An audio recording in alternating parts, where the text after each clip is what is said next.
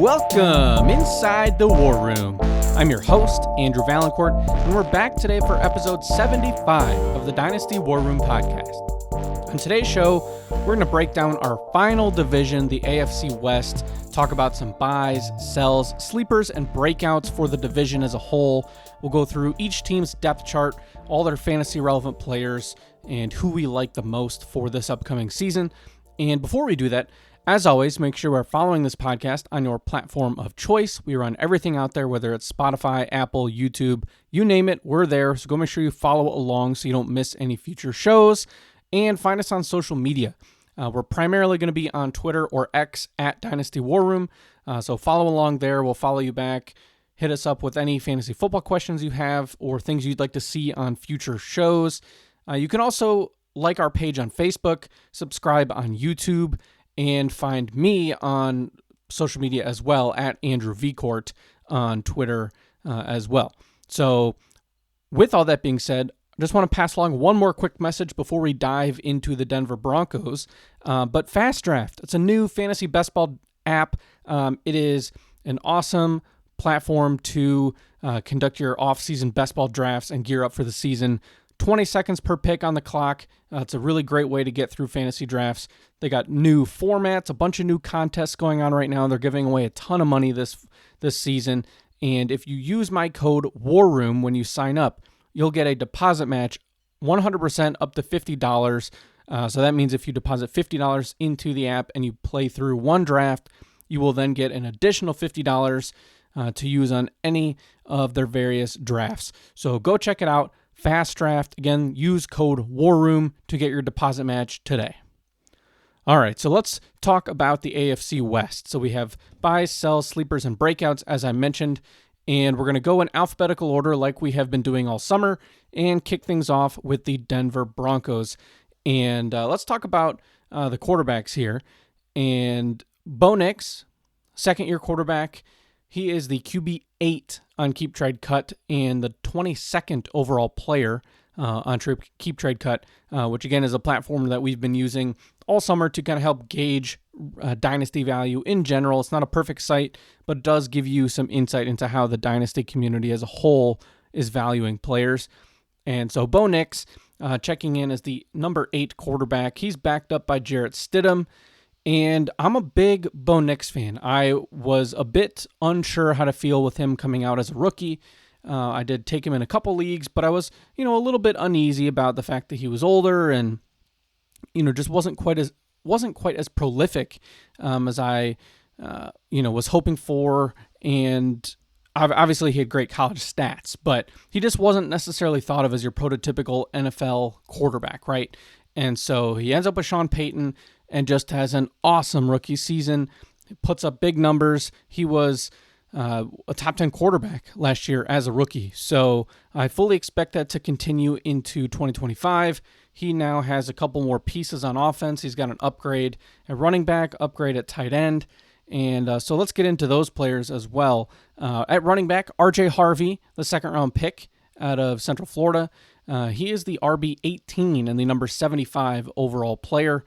And J.K. Dobbins joins him in the backfield, another newcomer coming over from the Chargers. He is the RB43 and 168 overall. Audric Estime, the running back, 78, and then Jaleel McLaughlin is there at RB80. So this backfield to me is very much going to be a Harvey Dobbins backfield. I think that Audric Estime is in danger of being cut. McLaughlin is a pass-catching special teams back. I think he's interesting if somebody were to get hurt in front of him, but I don't see him as somebody that's going to be worth a lot long-term. There was a lot of hype around him last offseason at this time. Things obviously didn't pan out. So this is going to be RJ Harvey, who, while he may end up in more of the 1B role to start the season behind J.K. Dobbins, I do believe that he will ultimately end up fully taking over this backfield at some point during the season and will end up being the guy that you clearly want to have on your roster in time for the fantasy playoffs and certainly going into 2026. So lots of potential there. And I think he's being a little bit undervalued, actually. I think the Dobbins signing is kind of slowing down the hype that was there for him. And maybe it was good to an extent because I think it was getting out of control at one point. this summer. Now it's at a much more reasonable price, but it now has turned into a value situation because while I think that J.K. Dobbins is a fine complementary back, I don't think he's going to be able to handle, a full workload here.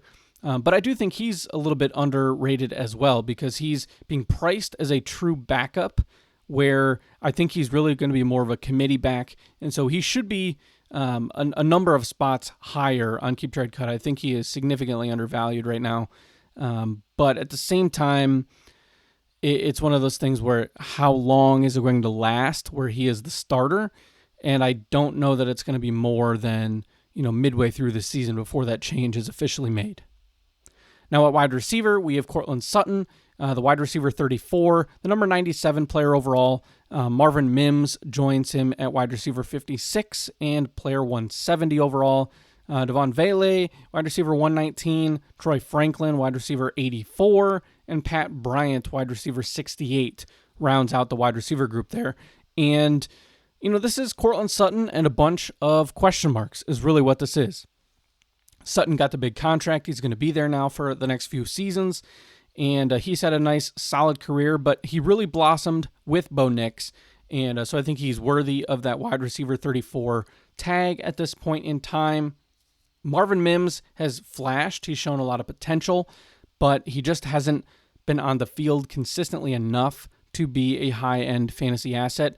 But I do think that he should get more playing time this year. He's kind of a sleeper candidate, somebody that certainly could end up being a breakout and having a nice season as the number 2 receiving option on this team. But he's got some competition. I mean, Vele was an older rookie last year that nobody had really heard of, and then he came onto the scene. He's still getting work with the first team. There's been some Troy Franklin hype. Pat Bryant's the incoming third-round pick. So a lot of competition here to be the number 2 receiver in Denver. And I think that Mims and Vele are probably going to be the 2 and 3 in the opening week lineup in terms of 11 personnel. Who's it going to be? But Franklin and Bryant will rotate in. I think that they have higher long-term ceilings than Vele does, which I think is reflected by the Keep Trade Cut price tag right now. But I'm hopeful that at least one of these players will break through and be a good usable asset for fantasy because it's a really good offense. And it would be nice to have somebody else join Courtland Sutton as a usable fantasy asset. So I'm hopeful for Marvin Mims. I'm hopeful for some of these other guys. It just might be waiting a while to see who can really kind of break through. And in the meantime, the number 2 receiving target on the team is probably going to be tight end Evan Ingram, who comes over from Jacksonville. He's the tight end 16 and player 126 overall. And he's joined by Adam Troutman, who just seems to follow Sean Payton everywhere and will take some snaps away from Ingram when it comes time to block, which is a bit unfortunate, but it is what Sean Payton does. So Evan Ingram, I do think, is a perfectly fine both dynasty and redraft option at tight end. I'm a little bit less excited about him in Denver compared to where he was in Jacksonville. And obviously now another year under his belt. So while I do like him, I think the tight end 16 ranking on Keep Trade Cut is a fair place to be. He should still have several solid seasons left. He's not somebody that's in his mid-30s. I believe he's 30 years old now. So he's got a couple seasons, and he's still a productive pass catcher. He's not somebody that is going to make a lot of guys miss. He's not a huge red zone threat, but he is a chain mover. He is somebody that will catch and fall down. He's somebody that is reliable. He's got good hands, good athleticism. So somebody that can certainly be a solid second option behind Courtland Sutton in the passing game for Bo Nix. All right, so let's move on to the Kansas City Chiefs. So the Chiefs, of course, have been dominating this division. They've been going to the Super Bowl, and they're led by Patrick Mahomes, who is looking to do that again. He is the QB6, the number 20 player overall, backed up this year by Gardner Minshew. And Patrick Mahomes is a very, very unique player for Dynasty because he has the safety and the longevity that all of us Dynasty players are really seeking from our quarterbacks. We know he's going to be there until the day he decides he's done playing football, which, it could be 5 years, it could be 10 years, it could be longer. I mean, who knows? He's still in his prime, and I would imagine he's going to play, for another 10 years, and he's going to be a good quarterback pretty much throughout that entire time. But the downside with Mahomes is that he seems to have lost his edge as an elite redraft fantasy quarterback, which limits his actual upside in terms of what he can give you each season. So while you can lock him into your team for a long period of time, how much he's going to help you each of those years has taken a bit of a hit over the past couple seasons. So with Matt Nagy coming back as the OC, the offense has taken a step back.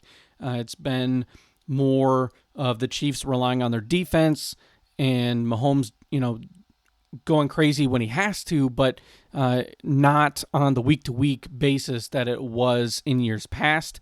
So I get the ranking at QB6, and I think that it makes sense given that he's going to be the guy for however long he wants. But you kind of need an offensive coordinator change, in my opinion, or you need the defense to take some hits, and whether that's players being traded or moved to other teams in free agency, or you would hope not for injuries. But obviously, if injuries were to occur to important players on the defense, that would force the team to throw the ball more. But that's kind of the situation we're in with Patrick Mahomes. He's got some good receivers. He's got an okay running game, but this is no longer Patrick Mahomes and Tyreek Hill and Travis Kelce just throwing the ball all around the yard for 50 points a game. So it's a tough team to watch, quite frankly, on offense last season, and they just weren't all that productive for fantasy. So he's a solid player to have in Dynasty. He's somebody that I'm completely avoiding in redraft, especially at his price tag. He's going way too high in redraft for a quarterback that does not run the ball very much. So I'm definitely steering clear in redraft, but Dynasty, perfectly fine. And, that's kind of the story for him. So at running back, it's Isaiah Pacheco, who is the RB25, the 124th player overall in Keep Trade Cut. Kareem Hunt, the running back 84. Elijah Mitchell, the running back 82. And then Brashard Smith, the rookie from SMU, checking in at RB67 and 250 overall. So this backfield is one of the more interesting ones, I think, across the league, because Pacheco should be the guy, right? He's had some productive years in the NFL, but coming off an injury, struggled a bit. The team really cycled through players at the position. Kareem Hunt got a lot of work. They brought in Elijah Mitchell. They drafted Brashard Smith in the 7th round. And while you wouldn't think too much about a 7th-round pick, well, Isaiah Pacheco was also a 7th-round pick. So we've seen this team, this organization, play, lower drafted players if they earn it. And so Brashard Smith is somebody that is certainly very intriguing to me. I think that Pacheco, while should be the first one to get carries, is kind of on notice as, hey, we've got some other options. Elijah Mitchell is not a bad running back. He just needs to stay healthy. Smith was a receiver for a few years in college, so he can catch the ball. He can help this offense in ways that some of these others can't. Kareem Hunt was serviceable and is a veteran, so I anticipate this being a pretty messy backfield for fantasy. You're probably not going to feel great about starting anyone unless someone goes down or there's some sort of trade. But Pacheco, to me, is somebody that I'm willing to trade away if you find somebody that still views them as this locked and loaded starter. But he's going to need a contract. He's got to stay healthy. We mentioned that it's kind of a slower offense than it was in years past.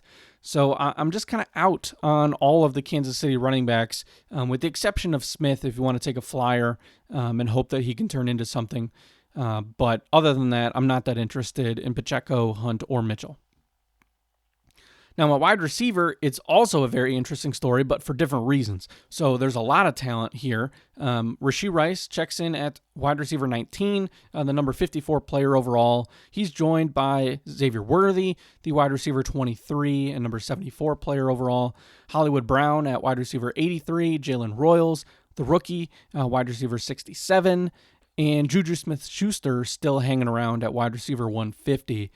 So this group, Rashee Rice, is going to start the season instead of being suspended. However, his disciplinary hearing is now set for the end of September, which means that if a suspension comes down, which it sounds like is probably going to be in the 6 or 8 game range, that it's going to happen in the middle of the season. So Kansas City has a bye week in there. So you could have a situation where you get Rashee Rice, for the first month of the season, and he may well be very good. I've been a big Rice believer as the number one on this team, but I expected him to either not have the suspension come this year, and it would be in 26, or it would be at the beginning of the year. You'd get it out of the way, 4 games, 6 games, whatever, and then you'd have him back for the middle of the season in the playoffs. Now you're in a spot where he might miss pretty much the entire time from beginning of October to the fantasy playoffs or just before it, depending on the length of the suspension for his off-the-field issues. So the length of that suspension will be very impactful.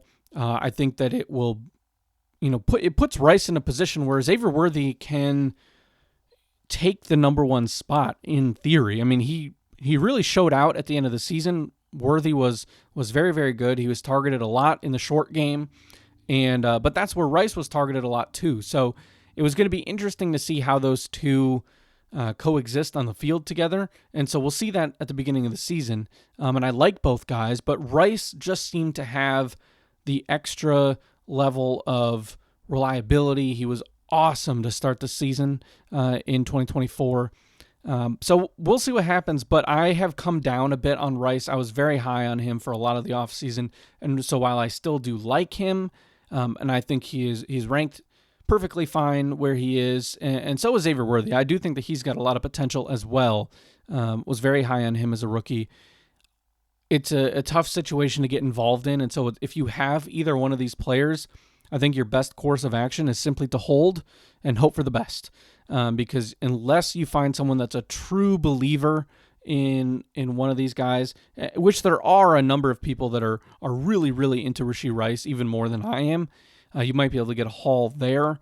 But I think you hang on and just hope for the best.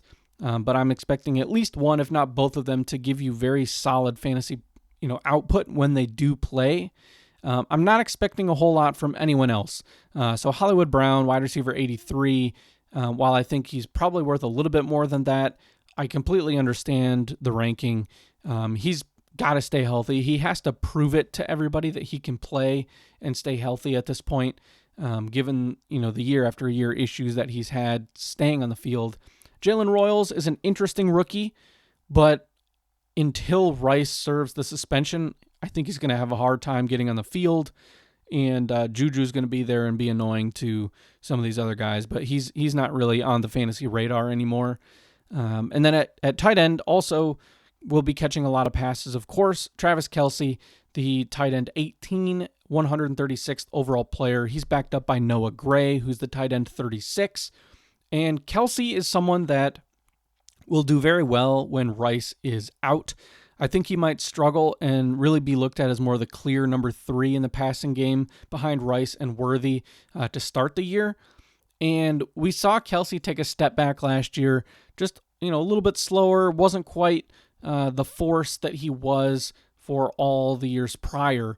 And I think the price tag for Noah Gray reflects that Kelce may be headed for retirement at the end of 2025. So we'll keep an eye on that. I think that Gray could be an interesting guy to add to your bench if he is either a free agent or you can get him for cheap. I wouldn't be shocked if Kansas City eventually just drafted someone new instead of going to Noah Gray. I think it's more of, if Kelce were to get hurt, that Gray really would benefit the most in terms of his fantasy value. But Kelce out at tight end 18, I think, is a perfectly fine spot to be, because even if he does retire at the end of this season, like I'm expecting, he should be a top 10 tight end. He should give you some good production. And while it might not be, top 3 at the position, he still is a good player and he'll get the volume. He's obviously got the great connection with Patrick Mahomes. And so that's kind of how I'm treating him. If you have him, I'm probably just riding it out to the end. unless it's a situation where someone really wants to overpay to get him.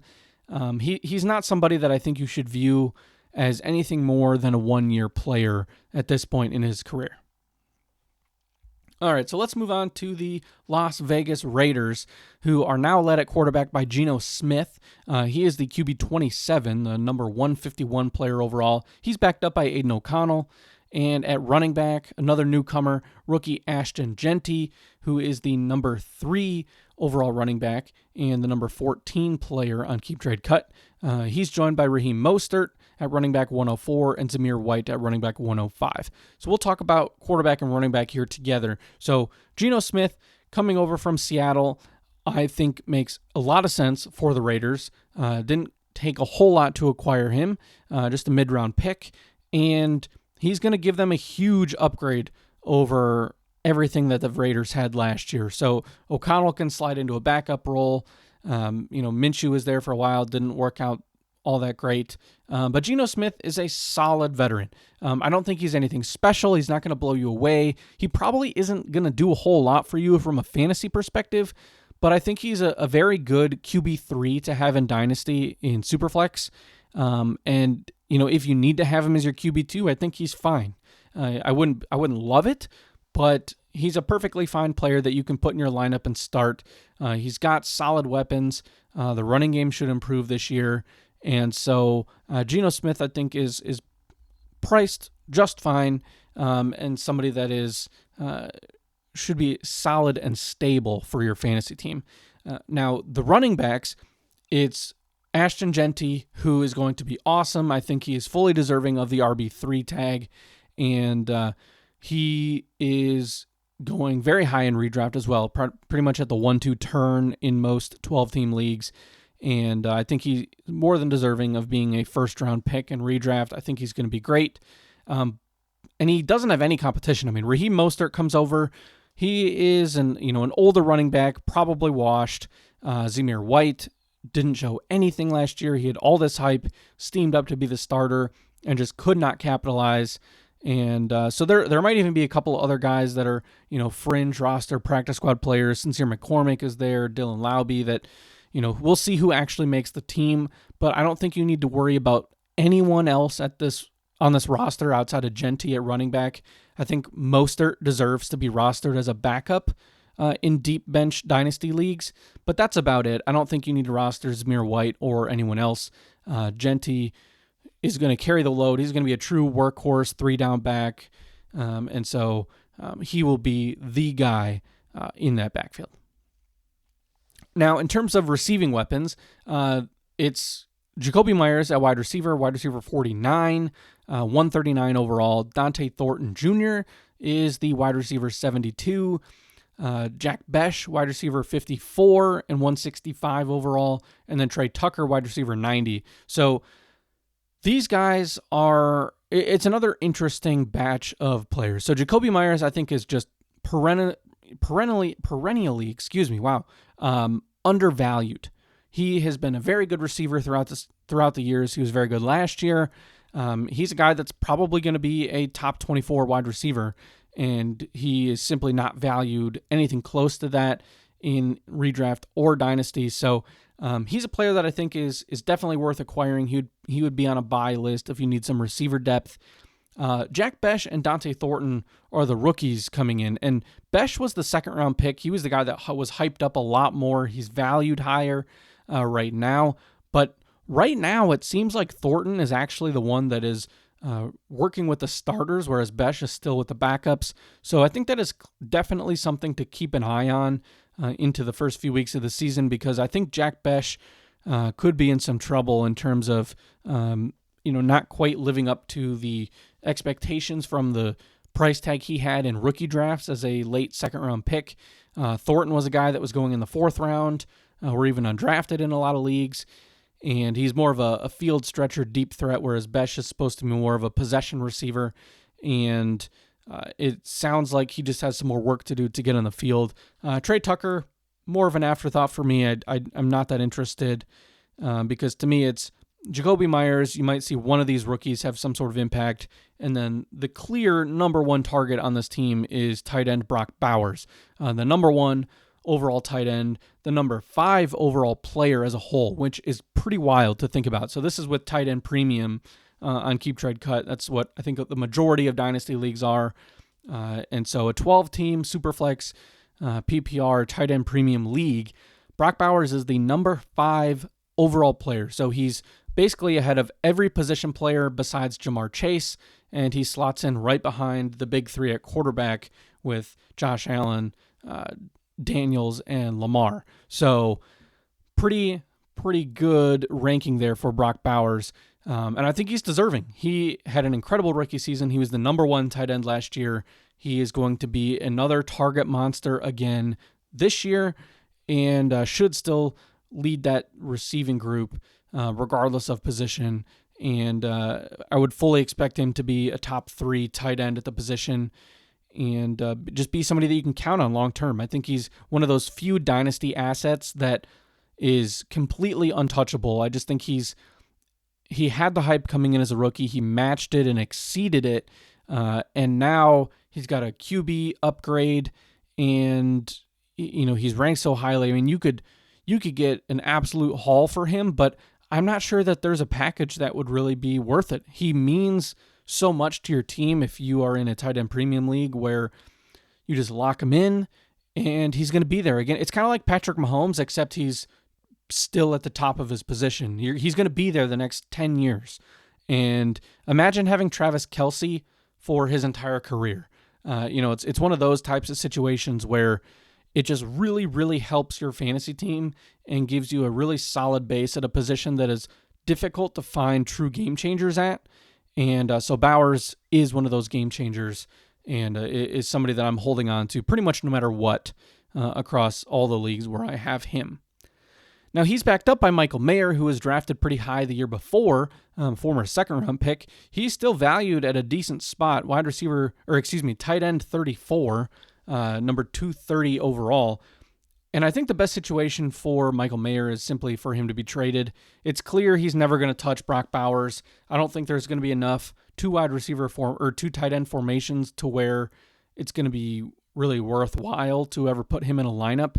So, he's somebody that you kind of hold and just hope that the situation improves. But I wouldn't expect a whole lot for 2025.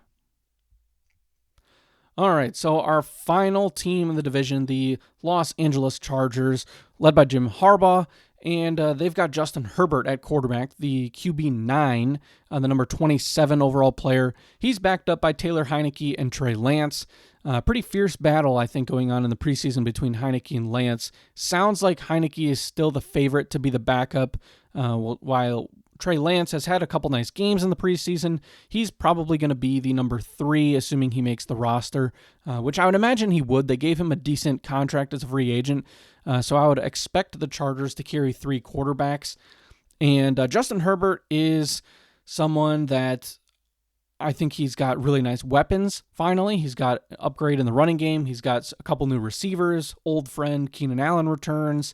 And this is a team that should be competing to win the division. They're a playoff team. They're someone that can beat the Chiefs. They can beat the Broncos. I mean, this is a very, very competitive, strong division. But why can't it be the Chargers? They have everything in place. Obviously, the Rashawn Slater injury really does hurt them. But of all the teams where something like this could happen to their starting tackle, the Chargers are prepared to, slide Joe Alt over. They have depth on that O-line. It's a good unit.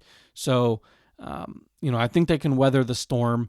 And Justin Herbert saw an uptick in passing volume the second half of last season. So if the Chargers continue doing that, I think he could be in for a very nice fantasy season. If they revert back to just super, super run heavy, then maybe the numbers aren't quite there, but still should be a stable, steady option. He's going as a player who, he's a low-end QB1. I think that's probably where he fits in terms of his his season-long, expectation in terms of points per game. I don't think he's going to be somebody that can jump into the top 4 at the position. I think that those are pretty much locked into those true rushing quarterbacks. but he's still somebody that can be a good, solid, QB 6 to 12 range as a back half QB1. I think that's where he fits. At running back, we have the fresh first-round pick, Amarian Hampton out of North Carolina. He is he's actually the RB6 in Dynasty on Keep Trade Cut, the number 28 overall player, so very highly thought of running back. He's joined by Najee Harris, who's the RB53, and Kamani Vidal, running back 86, Hassan Haskins, 121, and Raheem Sanders at the RB90 spot. So interesting situation here in the running back room around Najee Harris because he was signed in the offseason to be a committee guy, and then he has suffered an eye injury this offseason with fireworks around the 4th of July. So it remains to be seen whether he's going to be able to play, whether he's going to go on the PUP list, or what the situation is going to be. It's kind of a weird situation because we haven't gotten a ton of information. And so at this point, Amarian Hampton is locked and loaded as a workhorse running back. He's a good pass catcher. He's a good runner. I mean, he's going to be able to do it all in this offense, and I'm expecting him to be a really nice pick for redraft and dynasty purposes. There's going to be a third running back on this roster, and if Harris misses some time, there'll be another one. Two of the three guys between Vidal, Haskins, and Sanders. I don't know what that is going to look like.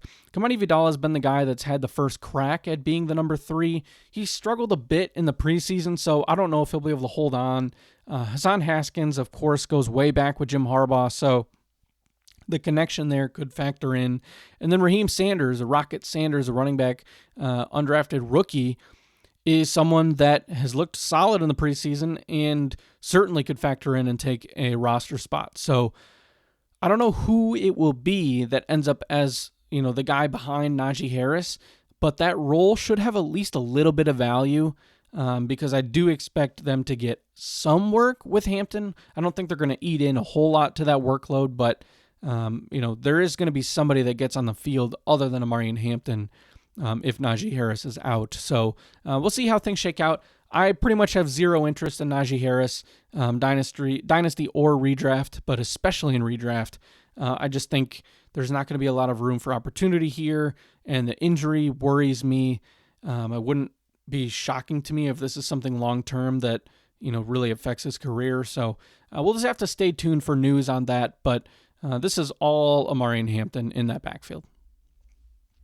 All right, so let's talk about the wide receivers and move over to a guy that I am a big fan of for this season after his explosive rookie debut, and that's Ladd McConkey. He is the wide receiver 10, the number 23 overall player. He's joined by rookie Trey Harris, who's the wide receiver 47, 130 overall.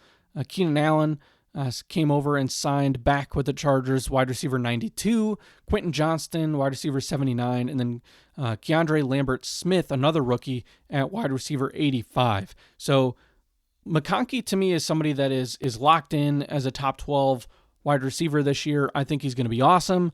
I am very, very high on him. He is someone that I think is a player to target and redraft and would take him a couple spots ahead of where he's going. And I think in Dynasty, he's a buy candidate. He's someone that I want to get on my teams if you have Justin Herbert. I think he is an ideal player to try to go out and get a stack with. And I think the price is perfectly fair. He is a young, explosive, great route runner, good hands. He's somebody that Justin Herbert trusts. The coaching staff loves him. And so I think that he is absolutely worthy of that wide receiver 10 ranking. Trey Harris, we talked about him a lot in the spring. He's a rookie that I like, but I do believe that his rookie season might be a little bit slow given the Keenan Allen signing. I think that Keenan Allen is probably going to start for this team and is going to take some opportunities away from Trey Harris. So it might be more of a year 2 breakout for Harris, assuming things go well this year when he does get on the field. Because I don't think Keenan Allen is going to be much more than a 1-year player for them. But still, while Keenan Allen is definitely an older veteran on a short contract, he's going to be on the field. He has trust from Justin Herbert. They have that connection. I don't really expect Keenan Allen to make much of a fantasy impact.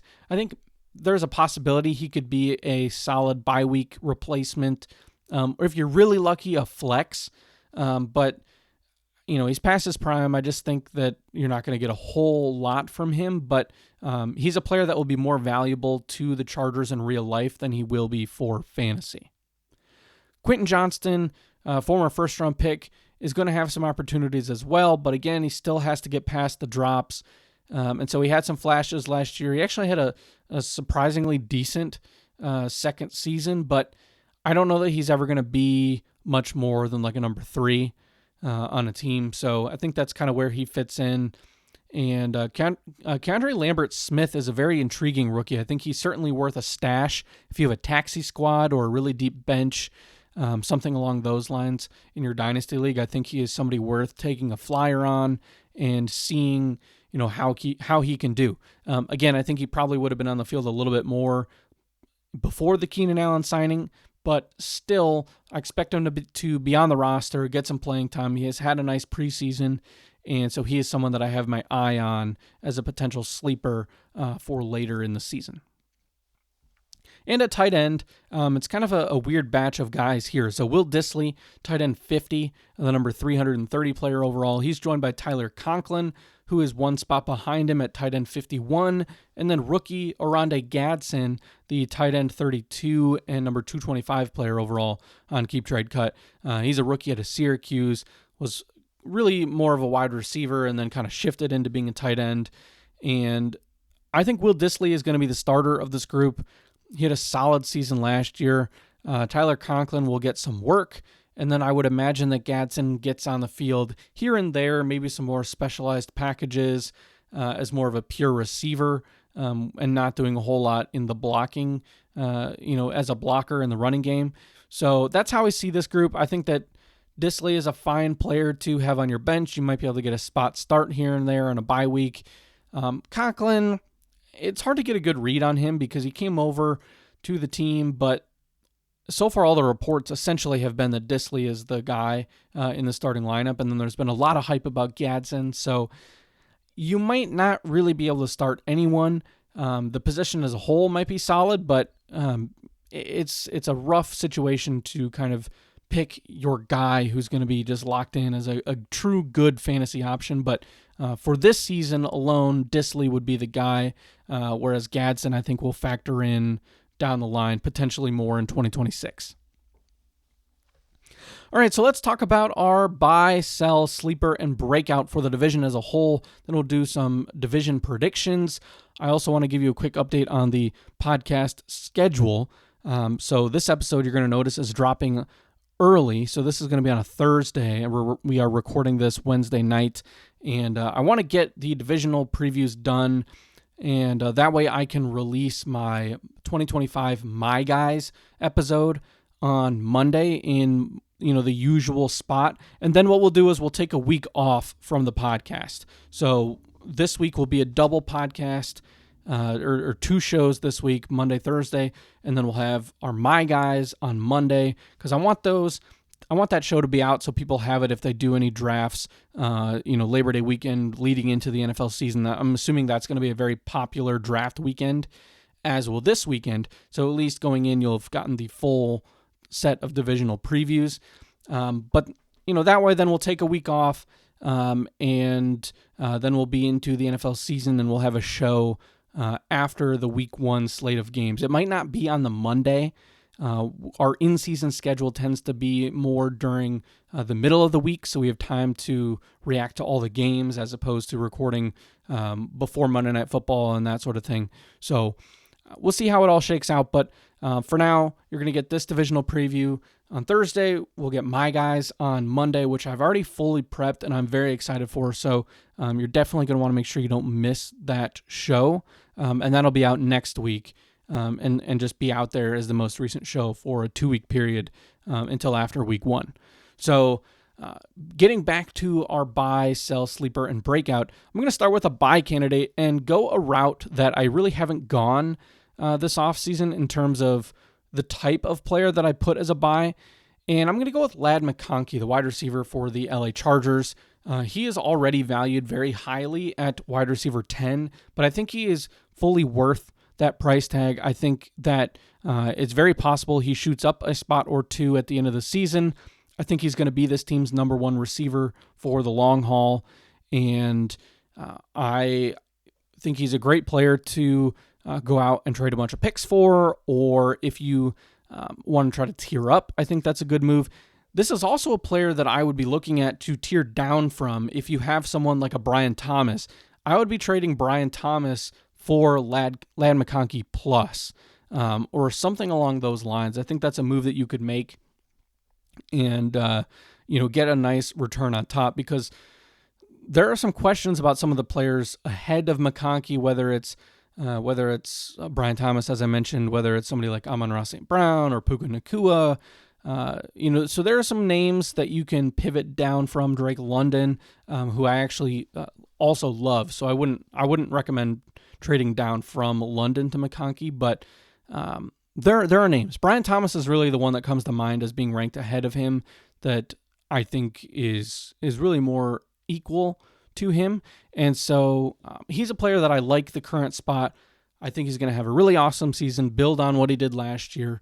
And so that's why he's my buy for this slot. When typically I include players here that are more undervalued or in the middle of the pack, they're lower ranked players that I think are worth buying. This is someone that he's already at the top. He's worth it. I think he's going to be there for a while. And I think he's worth the price to go get him. Now, my sell is going to be Kansas City Chiefs running back Isaiah Pacheco. So I talked a bit about how ambiguous this backfield is, that I just don't know that anyone is that great. And the offense as a whole is not that exciting to watch. I think it's, taking a step back. It's a slower paced offense. They rely more on their defense. And Pacheco is coming off an injury. He's going to be in a contract year. He's not gotten an extension. And I think there are other players that will feed into this and turn it more into a true committee.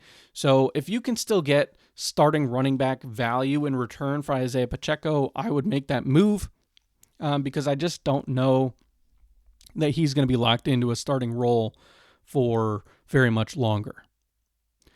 Now, going with that, my sleeper for the division is going to be Brashard Smith. So he is someone that if Pacheco does falter a bit, or he simply might just earn his way onto the field because he's a good receiving back. He has some good speed and he's elusive. So I could see him getting on the field in some sort of, complimentary committee type of situation, and who knows how things go once that happens. Maybe he takes the next step. He was, he transitioned from receiver to running back in college, and so he doesn't have a ton of experience at the position. It could be something where once he learns the ins and outs a bit more, he can really blossom as a good NFL running back. So selling Isaiah Pacheco goes hand in hand a bit with Brashard Smith being the sleeper, the 7th round Chiefs running back, because I just think it's going to be a bit of a mess, and I'd rather take my shot on the value of the young rookie than the veteran coming off an injury who I just think is a bit overpriced right now. Now for my breakouts, we're going to talk about 2 players here. So I couldn't decide which one to include. So we're going to go back to the running back position, and we're going to talk about R.J. Harvey and Amarian Hampton. So 2 rookie running backs, and Hampton obviously a first-round pick, Harvey a second-round pick. The Chargers and the Broncos should both be very good teams, very good offenses, and I think that both of these guys by the end of the season should be 3-down workhorse running backs. More confident in Hampton taking over that role sooner rather than later given the injury to Najee Harris. But R.J. Harvey, even if he isn't a full 3-down, 80% of snaps guy, he's still going to get enough targets to where he's going to be very productive for fantasy, and I think he'll return value for where he's being drafted. So for the pass catching that he's going to get in that Denver offense, it's a system that loves throwing the ball to the running back. Bo Nix is more than willing to check the ball down. So I'm a big fan of that situation. And then Hampton is going to get the rock a ton. He's going to be the goal line back, and he's also going to be in on passing downs. So big expectations for Amarian Hampton, and I think that Harvey and Hampton will be your breakouts for this AFC West division. All right, so my division predictions. This is one of the best divisions in football. I would say that this division, along with the NFC North, are probably the two strongest divisions in my opinion. And so I went back and forth because it's very difficult to pick somebody other than the Chiefs to win this division. But I think this year it could finally happen. So I'm going to go with the Chargers as my division winner. I think Jim Harbaugh and company is going to, take the next step this year. Amari Hampton is going to really help this offense, and the Chargers will benefit from a slightly easier schedule than the Chiefs. It's pretty comparable to the Broncos, but I think these three teams are going to, they're going to beat each other up a bit, and I expect all three teams to make the playoffs, so I will say that. But I'm going to have the Chargers winning the division. We'll have Kansas City taking second. It's hard to go any lower than that with them, although I think it's certainly possible that both the Chargers and the Broncos finish 1-2. We'll go Broncos in third, and then the Raiders in fourth. So 3 playoff teams. I think you could shuffle up those top 3 and put them in any order, and I don't think that you'd have much of an argument from me. But I do think that this will finally be the Chargers' year, and then the Chiefs in second, and the Broncos in third, with all 3 again in the playoffs. So there you have it. There's our AFC West divisional preview with our buys, sells, sleepers, and breakouts. Thank you all very much for tuning in. We'll be back again on Monday, like I mentioned, with our My Guys episode, which is one of my favorites of the year, where I pick 3 players at every position that, I am fully on board with, guys that I'm drafting, that I'm really excited about, that I'm expecting to have a big impact in fantasy football for the 2025 season. So we'll get into that in our next show on Monday. And I want to thank you all again for tuning in. My name is Andrew Valancourt, and you have been listening to the Dynasty War Room podcast.